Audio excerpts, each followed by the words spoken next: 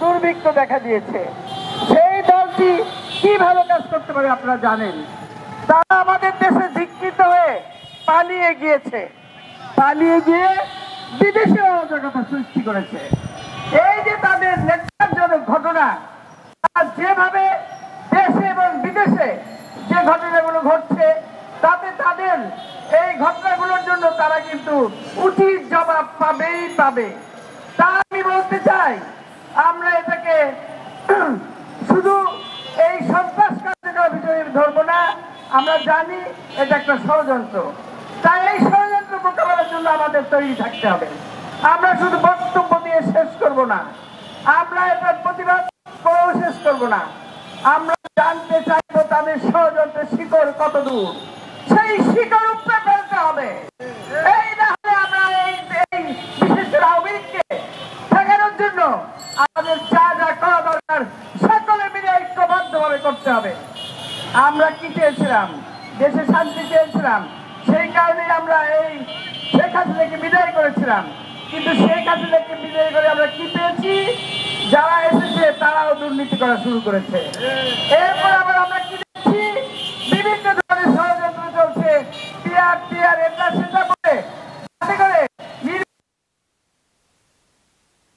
সৃষ্টি হয়, এই ধরনের কার্যকলাপ হচ্ছে। তার মানে কি হলো? দেশকে যদি কেউ ভালোবাসে, দেশকে যদি কেউ শান্তি চায়, তাহলে কিন্তু ঐক্যর বিকল্প নাই। তাই আমাদের ঐক্যবদ্ধ হয়ে কাজ করতে হবে। আপনারা জানেন জিয়াউর রহমান একমাত্র দেশে ভালো কাজ করে গেছে, জাতীয়তাবাদী দলের মতো। আর এই ভালো কাজ কিন্তু কোনো দল করে নাই। তাই আপনারা দেখেন আমাদের নেতা যে জিয়াউর রহমান সাহেব যেভাবে কাজ করেছেন, ম্যাডামও সেইভাবে কাজ করে গেছেন। এবং আজকে তারেক রহমান সাহেব একইভাবে সেই আদর্শ ধারণ করে কাজ করছেন। তিনি যে রাষ্ট্র কাঠামো মেরামতের 31 দফা দিয়েছেন, সেটা কিন্তু আজকে অত্যন্ত প্রশংসিত হয়েছে। এই রাষ্ট্র কাঠামো নিয়েই কিন্তু আজকে সংস্কারের কাজ চলছে। তাই আমি বলতে চাই, আপনাদের একটি কথা শুধু মনে করিয়ে দিতে চাই, সেটি হচ্ছে এই শেখ হাসিনা এমন জিনিস, তাকে যখন আমাদের জিয়াউর রহমান বাংলাদেশে নিয়ে আসলেন, তার কয়েকদিন পরে উনি মারা গেলেন।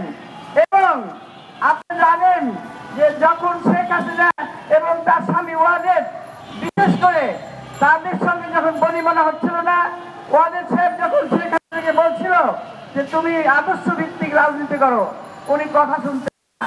এইসব নিয়ে বিভিন্ন কারণে তখন ওয়াজেদকে বন্দি করে রেখেছিলেন শেখ হাসিনা। সেখান থেকে ফিরে এসে তিনি খালেদা জিয়ার কাছে গিয়েছিলেন বিএনপিতে যোগ দেওয়ার জন্য।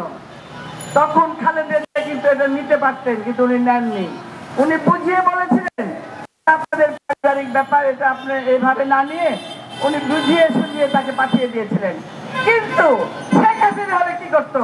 এটা যদি উল্টে হতো, শেখ হাসিনা এটাকে দিয়ে এমন কাজ করতো যেটা অত্যন্ত দুঃখজনক।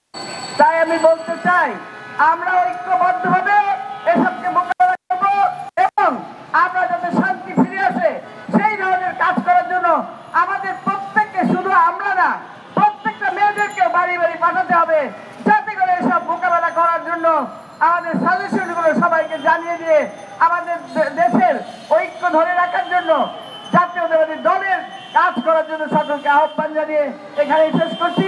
ধন্যবাদ। খোদা হাফেজ। বাংলাদেশ জিন্দাবাদ।